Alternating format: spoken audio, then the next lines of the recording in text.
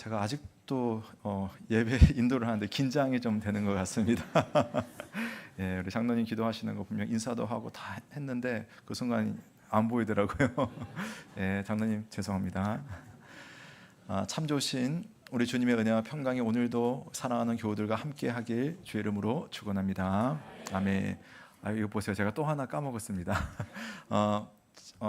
오늘 찬양대를 그간 우리 이치원 형제님이 독일에 뭐 이렇게 콩쿨이 있어서 지금 가 있는 동안 그 2달 정도의 기간을 우리 친구분께서 와서 이렇게 반주를 해주셨어요. 우리 이민규 형제님이신데 오늘이 마지막이죠, 그렇죠? 예. 이문규. 예, 죄송합니다. 저가 이렇습니다. 예, 이민규 형제님 그간 정말 영감 있는 우리 피아노 반주로 참 우리를 잘 섬겨 주셨는데요. 우리 한번 박수로 고마움을 표시하면 좋겠습니다. 네, 맞습니다. 네, 제가 기억하고 또 함께 기도하도록 하겠습니다. 여러분 오늘 읽었던 말씀은요 상당히 어떠셨는지 모르겠지만 대체로는 희망적인 분위기를 담고 있습니다. 좀 어려움을 겪고 있는 한 공동체가 하나님의 은혜 가운데 회복될 것이고 위로받을 것이고 샘을 얻게 될 것이다. 그런 내용을 오늘 말해주고 있거든요. 그런데 우리가 읽지 않았지만 앞장인 24장 말씀을 보면 이 선지자 이름이 이사야잖아요. 이사야 선지자가 살고 있는 그 시대의 형편을 표현한 그런 구절들이 많이 있어요. 5절 24장 5절과 6절에 보면 이런 표현이 있습니다. 땅이 또한 그 주민 아래서 더럽게 되었으니 이는 그들이 율법을 범하며 율례를 어기며 영원한 언약을 깨뜨렸음이라. 그러므로 저주가 땅을 삼켰고 그 중에 사는 자들이 정죄함을 당하였고 땅의 주민이 불타서 남은 자가 적도다. 상당히 끔찍한 이야기들이 기록이 되어 있습니다. 이 말씀을 보면 실제 이 선지자가 이 말씀을 예언하고 선포하는 그 시절에 그 당시 하나님의 백성들, 유대 땅에 살고 있는 유대인들은 하나님 앞에 죄를 범했습니다. 하나님 앞에서 하나님을 제대로 섬기지 않고 우상을 섬긴다든지 또는 도덕적으로도 상당히 할 수 없는 그런 일들을 하게 되고 무엇보다 하나님의 말씀은 이웃을 사랑하고 섬겨라 라고 했는데 그것이 아니라 오로지 자기를 위해서 이웃을 착취하고 괴롭히는 일들이 비일비재했던 시절이 이사야 선지자가 활동했던 그런 시절이었습니다. 그래서 하나님께서 이사야를 통해서 하셨던 말씀이 내가 너희들을 징계해야겠다. 너희들에게 회초리를 들어야 되겠다라고 한 겁니다. 여러분 자녀가 억지를 가게 되면 부모가 가만히 놔두면 안 되잖아요. 그래서 회초리를 처음에는 뭐 이렇게 이야기를 하고 책망하다가 안 될 때는 회초리를 들 수밖에 없는 거죠. 지금 그런 상황입니다. 그런데 하나님의 회초리가 너무너무 고통스러운 거예요. 그래서 북쪽에는 이스라엘이 있고 이 말씀을 받은 남쪽에는 유다 백성들이 있었는데 북이스라엘은 아수르라고 하는 아주 포악한 민족에 의해서 나라가 멸망하게 됩니다. 그리고 곧 있으면 이제 남쪽 이 말씀을 듣는 유다 백성들도 아수르의 공격을 받기도 하고 결국에는 바벨론이라고 하는 제국에 의해서 침략당하고 예루살렘이 파괴되고 성전이 산산이 무너지고 백성들이 포로로 잡혀가게 되는 그러한 일들이 일어나게 되는 겁니다. 그런 상황 속에서 이사야 선지자가 이 하나님의 백성들에게 말씀을 주는 겁니다. 물론 회초리를 드는 것은 너무나 무서운 일이고 하나님 앞에 잘못했기 때문에 징계받는 것은 어찌할 수 없는 일이라 할지라도 이런 부모의 마음은 그렇잖아요. 그렇게 해서 다시 살리려고 그렇게 해서 다시 일으키려고 하는 것이 부모의 마음이고 하나님의 마음도 역시 그렇습니다. 그래서 그들에게 징계하시지만 그러나 징계의 이면에는 회복과 은혜와 복 주시기 원하는 그런 하나님. 그래서 이사야 선지서를 읽을 때는 꼭 2가지를 염두에 두셔야 됩니다. 하나님 앞에 심판받는 우리일 수도 있고 그 심판 속에서도 하나님은 우리를 회복시키기를 간절히 바라시는 그 하나님의 마음. 이 두 마음이 이사야서에 혼재되어 있고요. 그런 말씀 가운데서 우리가 하나님을 만나는 겁니다. 그래서 하나님께서는 너희들에게 징계하시지만 회복하기 원하신다. 너희들이 지금 너무나 괴로운 상황 속에 있지만 하나님은 내버려 두지는 않을 것이다 하면서 하나님 앞에 믿음으로 감사의 찬송을 드립니다. 역시 잃지 않았지만 이사야서 25장 1절 말씀에 보면 이런 말씀이 있죠. 여호와여 주는 나의 하나님이시라. 내가 주를 높이고 주의 이름을 찬송하오리니 주는 기사를 옛적에 정하신 뜻대로 성실함과 진실함으로 행하셨음이라. 기사라는 말은 아주 신비한 일, 기적적인 사건들을 기사라고 하죠. 그래서 하나님의 이름을 왜 찬송하냐면은 비록 우리가 이처럼 부끄러운 모습으로 징계를 받고 나라가 멸망하였고 이렇게 고통 가운데 울고 있지만 하나님은 그 옛날 옛적 아브라함에게 주셨던 그 약속대로 우리를 고쳐주시고 우리에게 복 주시고 은혜 주시고 회복해 하실 그 하나님이심을 인하여서 제가 하나님을 찬양합니다. 이렇게 하는 거예요. 이런 우리가 신앙생활을 하다 보면 때때로 우리의 죄와 잘못으로 어려움을 겪는 일들이 종종 있습니다. 실제로 그래요. 때로는 물론 내가 잘못한 일이 아니지만 그러나 고난당하거나 아픔을 당하거나 큰 병의 질고를 겪는 그런 일들도 있습니다. 그때 우리는 내 눈에 보이는 이 상황 자체만을 볼 것이 아니라 하나님이 우리에게 평소에 뭐라 말씀하셨는가, 특별히 하나님의 백성으로 우리가 부름을 받은 사람들이잖아요. 그 부름받은 사람들에게 하나님 뭐라고 하셨는가라고 하는 것을 이 성경 말씀을 통해서 확인하고 그걸 붙들고 기도할 필요가 있어요. 그게 회복의 길인 거거든요. 오늘 하나님께서 그런 이스라엘 백성들에게 내가 너희들 내버려 두는 건 아니야. 내가 너희들을 불러. 특별히 영광스러움의 자리로 내가 너희들을 부를 거야 라고 하는 그 말씀을 이사야 선지자를 통하여서 선포하고 있는 겁니다. 그게 오늘 읽었던 부분이었어요. 자, 이제 오늘 살필 말씀을 보도록 하겠는데요. 저는 오늘 말씀 석절을 읽었지만 그 중에 6절 말씀을 중심으로 한번 생각을 해보려고 합니다. 특별히 그 6절 말씀 속에도 연회라고 하는 단어가 여러분 보이시죠? 이 단어를 중심으로 오늘 한번 설교를 준비를 해봤습니다. 우리 한번 6절 말씀 함께 읽어보겠습니다. 시작.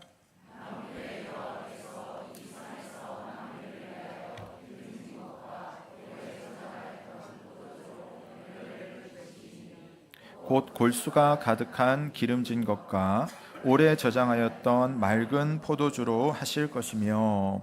아멘. 사실 이스라엘 백성들은 하나님 앞에 범죄했기 때문에 괴로움을 당하는 상황이었어요. 나라가 이제 간당간당하는, 멸망할 수 있는, 그래서 침략당할 수 있는 그런 상황이었습니다. 그런데 하나님께서 만군의 여호와께서 연회를 베푸실 것이다 라고 하는 그런 예언의 말씀을 주시는 거예요. 그러니까 여러분, 연회라는 것이 무엇입니까? 연회. 그러니까 평소에 쓰는 말은 아니죠. 연회. 그런데 뜻은 압니다. 그렇죠? 특별한 어떤 상황이나 어떤 특별한 날의 의미를 가지고, 뭐 결혼식 같은 때, 그래서 사람들을 초청해서 벌이는 잔치를 조금 어려운 말로 연회라고 합니다. 그래서 연회장이라고 하지 않습니까? 여기서 우리가 한번 생각해 볼 점은 하나님께서 우리를 참 배려하신다라고 하는 겁니다. 사실은 지금 이스라엘 백성들은 회초리를 맞는 상황이거든요. 고통당하는 상황입니다. 그런데 하나님께서 먼저는 너희들 내가 회복해 줄 거야. 너희들 그냥 그대로 두지 않을 거야 라는 말씀을 하면서 되게 거창하거나 알아듣기 힘든 말을 하지 않고 그 당시 사람들이 누구라도 알아들을 수 있는 그런 표현을 쓴 겁니다. 그러니까 한마디로 내가 잔치해 줄 거야. 너희들 다 불러가지고 너희들 고생했으니까 그 고생만큼 내가 보상해 줄 거야 라고 하는 우리의 눈높이를 맞추어서 우리가 정말 경험했던 그 어떤 하찮은 경험들까지도 하나님은 사용하셔서 비유로 쓴 다음에 하나님은 이런 분이시구나 라는 것을 알 수 있도록 하나님은 그렇게 우리를 배려하고 사력 있게 말씀으로 접근을 하고 계시는 겁니다. 그래서 대단한 일이 예비되어 있고 또 기대해도 될 것이다 라고 하는 그 이야기를 연회라는 표현으로 하고 있습니다. 그러나 사실은 죄로 인해서 고통받는 상황, 무서운 적들이 침공을 하고 나라의 형편이나 가정이나 개인의 삶이 상당히 궁핍해져 있는 그런 형편들이었습니다. 그런데 이 연회 말씀은 그냥 배고픈 사람들 한번 초청해가지고 밥 한 끼 대접해 줄게 이런 말씀은 아니에요. 하나님께서 지금은 너희들 이렇게 고통당하고 있지만 내버려 두지 않을 것이고 너희들에게 영원한 잔치를 베풀어 줄 거야. 영원한 쉼과 영원한 즐거움과 영원한 풍성함을 누리게 해줄 거야. 그걸 하나님께서 준비하고 계셔. 그 말씀을 하는 겁니다. 여러분, 사실 지금도 우리들은 살다가 때때로 많은 기쁨과 또 즐거움을 누리곤 합니다. 그리고 하나님께서 주시는 여러 가지 은혜와 복들이 있어요. 어떤 분들은 재정의 풍성함으로 인해서 참 감사한 사람도 있을 거고, 어떤 사람은 일평생 살면서 야, 나는 어떻게 이렇게 건강할 수 있을까 남들보다, 그런 사람도 있을 것이고, 또 자녀로 인하여서 내 마음이 흡족한 사람들도 있고요. 또 어떤 분들은 그런 것들이 다 없는데도 그 외에 그냥 믿음 하나가, 하나님을 향한 그 믿음 하나가 내 모든 없는 것, 부족한 것들을 다 상쇄하고도 남을 그런 어떤 기쁨으로 다가오는 그런 분들도 분명히 있습니다. 사람마다 누리는 은혜와 복이 다 다르다는 말씀이에요. 그런데 여러분, 그런 은혜와 복이 있지만 한편으로는 여러분 없는 거 있죠. 나는 이것 참 누가 가지고 있지 않아서 이거 너무 감사하지만 나 이게 없어서 참 나는 외로워, 힘들어, 부족해, 비교가 돼. 이런 것들이 분명히 있지 않습니까? 그런데 하나님께서는 연회를 베푸셔서 이 땅에 사는 동안 내가 부족하다고 여겼던 바로 그것이 정말 부족하지 않도록, 그것이 비교되지 않도록 영원하고도 완전한 보상으로 풍성하게 우리에게 준비해 주시는 그 연회의 날을 준비하고 있으니 지금 믿음으로 살며 남들과 비교되는 그 부분 때문에 너무 고통받곤 하지만 하나님 안에서 주실 그 은혜를 기다리며 소망하면서 이때를 살아라. 하나님께서 지금 고통받는 이스라엘 백성들에게 주시는 그런 말씀이에요. 그래서 우리가 이 말씀 속에 그렇다면 하나님이 베푸시는 연회가 도대체 뭘 말하는지 하나님 우리에게 눈높이를 맞춘 거거든요. 그러면 우리도 이제 눈높이를 조금 높여가지고 이 연회가 가지고 있는 의미가 뭔지를 한번 제가 몇 가지로 한번 살펴드리고 그것이 우리에게 어떤 의미가 있는지를 한번 정리를 해보는 그런 시간을 가지려고 합니다. 자, 첫 번째 오늘 말씀을 보면 이 연회가 베풀어지는 장소가 있습니다. 보세요. 6절에 보면 만군의 여호와께서 어디에서요? 이 산에서 만민을 위하여서 연회를 베푸시리니 라고 되어 있어요. 여러분 한번 여쭤볼까요? 이 산이 여러분 어딜까요? 이 산. 이 산은 시온산을 말해요. 그러니까 성경에서 말하는 이 산은 주로 시온산을 말합니다. 시온산은 우리 지난번 시편 84편에도 말씀드렸지만 예루살렘 성전이 있는, 예루살렘에서 보면은 높은 곳에서 이 지역을 내려다볼 수 있는 아주 견고하고도 또 하나님이 임재하시는 복된 장소가 시온산입니다. 근데 이 구약 성경에 이 산이라고 하는 표현을 말하고 있지만 실제로 이제 성경을 해석하는 학자들이 지금 이 산을 뭐라고 해석하냐면은 교회로 봅니다. 교회. 그러니까 우리가 이 산이라는 거예요. 하나님께서 베푸시는 연회가 어디에서 베풀어지느냐라고 하면 바로 이 산인 바로 저와 여러분, 우리 교회 가운데, 여러분의 삶 가운데 하나님의 연회가 베풀어진다는 사실을 믿으시기를 바랍니다. 자, 그런데 왜 이 산을 교회라고 말할 수 있는가? 이게 사실 중요한 거거든요. 여러분, 이 시온산이라고 하는 것은 유대인들에게는 아주 특별한 의미가 있어요. 하나님께서 임재하시는 곳, 그리고 아주 견고한 곳, 하나님이 정하신 곳, 하나님이 함께 하시는 곳, 하나님께서 약속하신 곳, 이게 바로 시온산입니다. 근데 이 산이 왜 우리에게는 교회가 될 수 있는가? 바로 하나님께서 교회를 견고하게 세우셨기 때문에 바로 이 산이 주님의 교회로 이렇게 바꿔서 해석을 해볼 수가 있다는 겁니다. 왜 그러냐면 교회가 견고한 이유가 있어요. 왜 교회가 견고할까? 바로 저와 여러분, 우리 교회 안에는 바로 교회의 기초인 하나님의 말씀이 저와 여러분, 우리 교회에게 맡겨져 있기 때문입니다. 자, 그 말은 뭐 설교를 많이 듣는다 그런 의미가 아니라 하나님께서 이 하나님의 말씀 성경을 맡겨준 공동체가 여러분 세상에 없어요. 오직 하나님께서는 교회에게 하나님의 말씀을 선물로 주신 겁니다. 그래서 교회인 여러분은 하나님의 말씀을 하나님으로부터 선물로 받아요. 그럼 하나님의 말씀이 무엇입니까? 우리가 살고 있는 이 모든 세상 만물은 무엇으로 창조되었죠? 하나님의 말씀으로 창조되었습니다. 심지어는 그 말씀이 육신이 되어서 이 땅에 오셨어요. 그 육신이 누굽니까? 예수 그리스도입니다. 즉 교회는 예수 그리스도를 모신 공동체이고 예수 그리스도가 오심으로 인하여서 말씀을 모신 공동체입니다. 무엇보다 세상을 만드신 하나님께서는 그 말씀의 원리로 세상을 만드셨을 뿐만 아니라 말씀의 원리로 세상을 운행하시고 돌보시고 또 다스리고 계십니다. 그러므로 여러분, 우리의 삶 속에 하나님의 말씀이 능력이 있고 하나님의 말씀이 우리를 돌보신다는 그 사실을 믿으시기를 바랍니다. 그리고 하나님께서 그 말씀을 주신 공동체 하나님의 교회, 이 교회를 하나님의 산으로 보고 이 산 위에 하나님은 영원하고도 풍성한 잔치를 우리에게 내려주신다는 사실을 믿으시기를 바랍니다. 물론 여러분, 그럼에도 불구하고 이 견고한 교회라고 하지만 교회는 어려움이 있습니다. 하나님의 영광이나 하나님의 은혜가 희미하게 느껴지는 그런 때도 있죠. 이사야 시대의 예루살렘도 그랬고 오늘날 우리들의 삶의 모습도 종종 그렇게 보입니다. 목회자 때문에 하나님의 은혜가 살짝 가려지는 그런 모습도 있고 여러분의 삶의 모습 자체가 하나님의 영광이 드러나지 않는 그러한 때도 사실은 있습니다. 그러나 여러분, 오늘 하나님께서 주시는 것은 왜 견고하냐라고 할 때 우리가 견고해서 견고한 것이 아니에요. 우리가 하나님 앞에 자랑거리가 되기 때문에 하나님의 연애가 우리에게 그렇게 펼쳐지는 것이 아닙니다. 우리의 삶 속에, 우리의 영원한 삶 속에 연애가 펼쳐지는 유일한 이유는 딱 한 가지. 하나님께서 이렇게 말씀하셨기 때문입니다.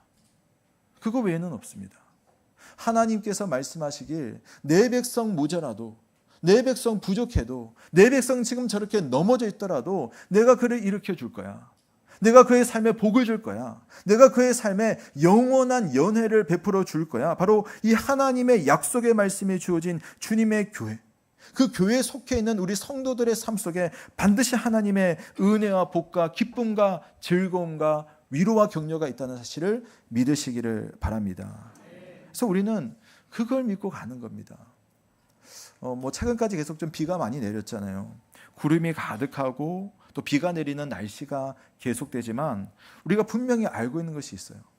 저 구름에 가려져 있는 저 빛 때문에 보이지 않는 저 하늘에는 분명히 태양이 있다.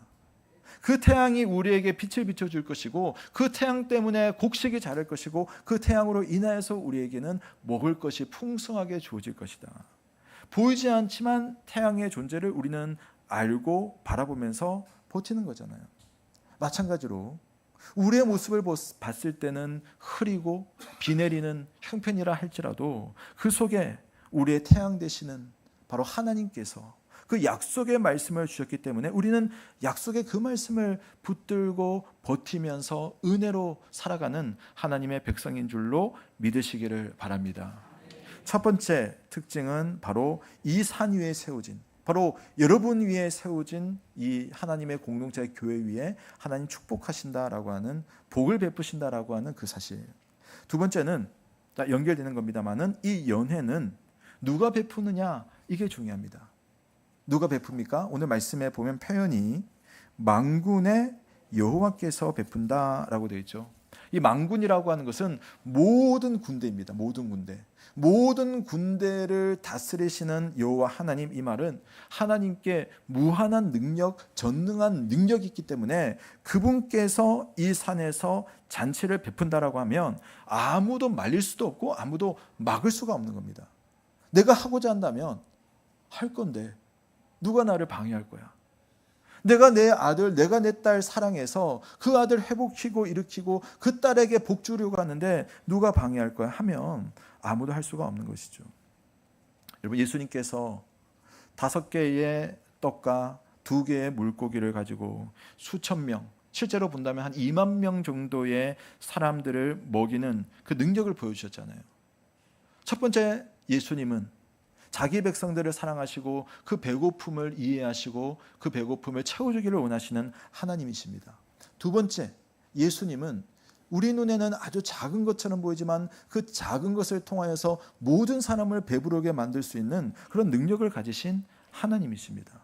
바로 우리가 하나님의 말씀을 붙들고 하나님을 바라볼 때에 우리 영혼의 모든 필요를 구석구석 아시는 주님께서 어느 부분이 아픈지, 어디가 괴로운지, 어떤 부분에서 실수하고 넘어졌는지를 훤히 알고 계시는 하나님께서 여러분의 영혼을 회복시켜 주시고 여러분의 삶에 문제가 있었던 그 부분을 다시 고쳐주시고 또한 우리에게 영원한 것으로 채워주시는 하나님의 은혜가 우리에게 반드시 예비되어 있다는 사실을 믿으시기를 바랍니다.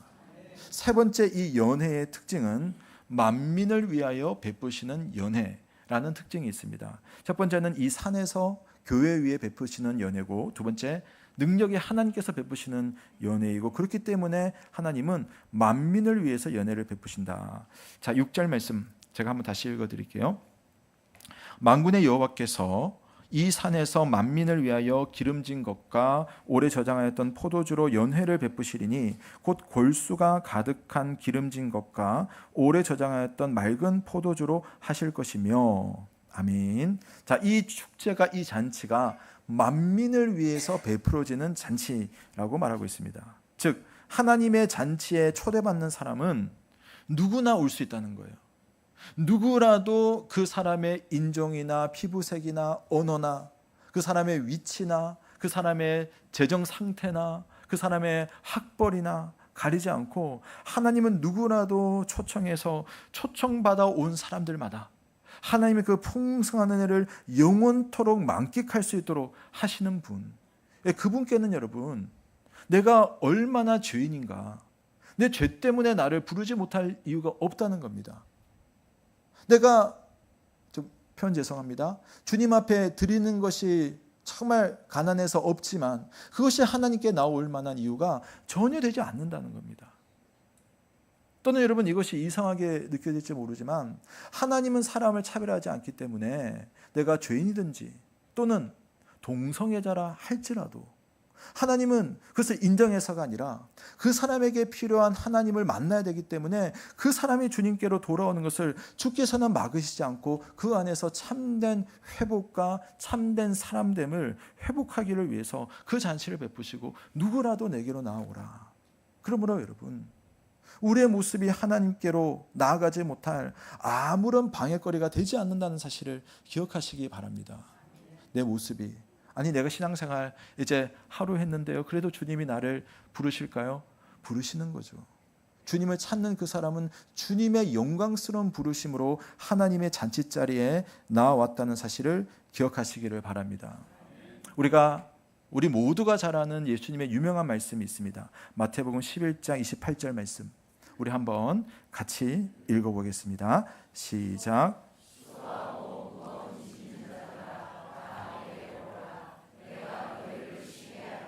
아멘. 여러분, 주님이 부르시는 사람 중에는 소위 세상에서 잘 나가고 교회에 모이면 교회에 저분은 도움이 되겠네, 그런 분을 골라가지고 주님이 부르시는 것이 아니에요.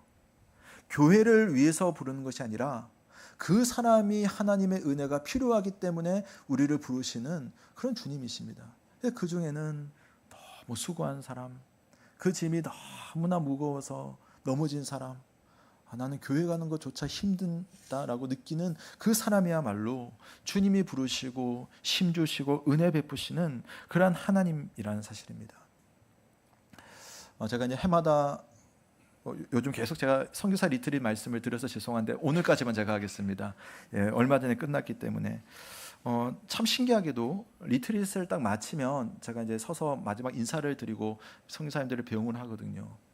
배웅을 하시면 선교사님들이 그분들이 무슨 정보를 공유하고 인사를 같이 하기로 했는지 제가 모르겠는데 꼭 같은 말을 하세요. 신기하게 같은 이야기를 합니다. 같은 주제로 말해요. 뭐라고 하냐면은, 목사님, 저희가 뭔데 이렇게 환대해 주시는지 저희도 너무 신기해요. 저희가 대접받을 이유가 없는데 저희를 모르는 교회에서 어떻게 이렇게 우리를 섬겨주시는지 너무너무 영광스럽습니다. 그런 말씀을 하시더라고요. 근데 그 말씀을 들으면서 제가 자신 있게 한마디 할 수 있는 게 뭐냐면, 하나님은 이 땅에서 수고하는 종들을 그냥 두시지 않는다는 거죠. 이 땅에서 무거운 짐을 지고 있고 그 짐 때문에 하나님의 은혜가 필요한 사람들 한 명이라도 그냥 내버려 두시지 않으시는 자비로우신 하나님이 바로 우리 하나님이라는 사실을 믿습니다. 사실 선교사님들 여러분 한 번도 본 적이 없잖아요. 그분도 한 번도 본 적이 없고 서로 다른 단체의 사람들이 모였어요. 그런데 그들이 말합니다. 왜 우리를 이렇게 사랑할까? 왜 우리를 이렇게 우리가 아무 상관이 없는 교회들이 와서 도와주시나? 라고 할 때 저는 그 마음이 딱 드는 거예요. 주님이 그분을 사랑하지 않는다면 이런 일들이 일어나지 않을 것이다 라는 생각이 드는 겁니다. 여러분, 하나님의 잔치에는 모자람이 없어요. 필요한 사람 누구에게나 그 모든 필요를 아시고 채워주시고 은혜를 베푸시는 하나님이신 것을 믿으시기를 바랍니다. 무엇보다 우리가 마지막 날 하나님의 그 영원한 나라에서 살아갈 때에 하나님은 더한 것으로 풍성한 것으로 영원토록 누릴 수 있는 좋은 것으로 우리의 삶을 책임져 주시고 영원토록 채워주시는 그 하나님인 것을 믿으시기를 주의 이름으로 축원합니다. 여러분, 마지막 이야기인데요. 이 연회는 결국 예수 그리스도와의 혼인잔치를 비유하는 잔치를 말해줍니다.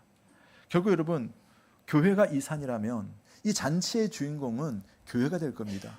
그런데 이 잔치의 주인공이 교회라고 하는 것은 뭐냐면은 우리의 신랑 되시는 예수 그리스도와 이제는 하나가 되어서 영원토록 즐거운 삶을 영원히 살게 되는 그 잔치가 오늘 이 잔치의 핵심입니다. 물론 우리 남자분들은 내가 신부다라고 하면 이게 좀 기분이 이상할 수도 있겠습니다. 그러나 여러분 어쩌겠습니까? 성경이 비유적으로 말합니다. 예수님이 신랑이라면 교회는 뭐가 되겠습니까? 신부죠. 남자 여자의 문제가 아니라 신랑 대신 예수님 앞에 우리는 신부가 되는 거예요. 그런데 여러분, 우리가 결혼식 때도 자주 듣는 이야기지만 신랑과 신부에게 목사가 하는 말이 있어요. 신랑은 신부를 어떻게 사랑하라고 하죠? 예수 그리스도가 목숨을 다한 것처럼 아내를 사랑하라고 합니다. 이 잔치에서 일어나는 일이 바로 이겁니다. 실제로 우리에게 일어나는 일도 바로 이것이죠. 예수 그리스도께서 우리를 얼마나 사랑하시기에 당신의 목숨값으로 우리를 살려주시고, 그리고 이 잔치가 벌어진 것도 당신의 목숨값으로 인하여서 이 잔치에 모든 사람들이 모여서 주님을 나의 신랑이라고 고백할 수 있게 된 것입니다. 그러므로 여러분, 이 잔치가 얼마나 복된 잔치이고 얼마나 감격스러운 잔치이고 얼마나 여러분 기쁜 눈물이 나는 그런 잔치가 될 것인가 한번 상상을 한번 해보는 겁니다. 우리가 주님께서 약속하신 그날이 되면 그분과의 잔치 속에서 영원한 즐거움을 누리고 영원한 보상을 받으며 영원한 하나님 안에서 이 땅에 산 동안에는 물론 부족한 점이 있습니다마는 그것에 대한 영원한 주님의 보상으로 하나도 안타깝지 않도록 우리를 돌보실 하나님의 은혜가 준비되어 있음을 기억하시길 바랍니다. 자, 그러려면 뭘 해야 되냐면은 이런 하나님의 말씀이 교회에 선포될 때 그 말씀을 붙들고 하나님의 그 영원한 것을 여러분 묵상하는 겁니다. 살다가 위로받는 순간이 있죠. 살다가 나를 사랑해주는 성도들을 만나게 되죠. 나를 기도해주는 그 누군가 때문에 마음에 고마움이 생기죠. 그때 하나님을 생각하고 예수님의 마음을 생각해 보십시오. 여러분을 사랑하기 때문에 그러한 일들이 종종 발생하고 여러분을 영원히 돌보실 것이기 때문에 그러한 사람들을 만나게 해주시는 그런 하나님입니다. 자, 마지막 고린도전서 13장 12절 말씀 읽고 오늘 설교를 마치겠습니다. 우리가 지금은 거울로 보는 것 같이 희미하나 그때에는 얼굴과 얼굴을 대하여 볼 것이며 지금은 내가 부분적으로 알지만 그때에는 주께서 나를 아신 것 같이 내가 온전히 알리라. 그러니까 여러분 지금 살면서 조금이라도 정말 즐거운 거 있잖아요. 그 즐거움이 무한대로 커지는 것이 하나님 우리에게 예비해 주신 잔치의 기쁨입니다.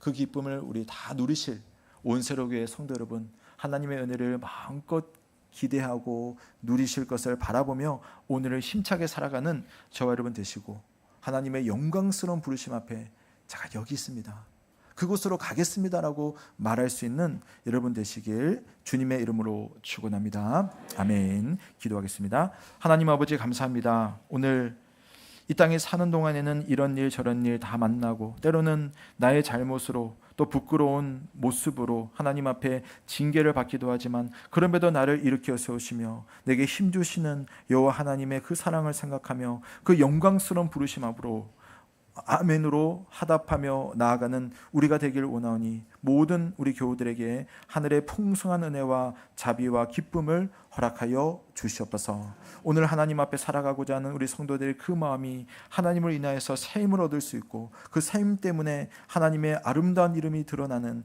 그러한 삶이 될 수 있도록 주께서 역사하시길 간절히 바라며 예수 그리스도의 이름으로 기도드립니다. 아멘. 네, 이 시간에는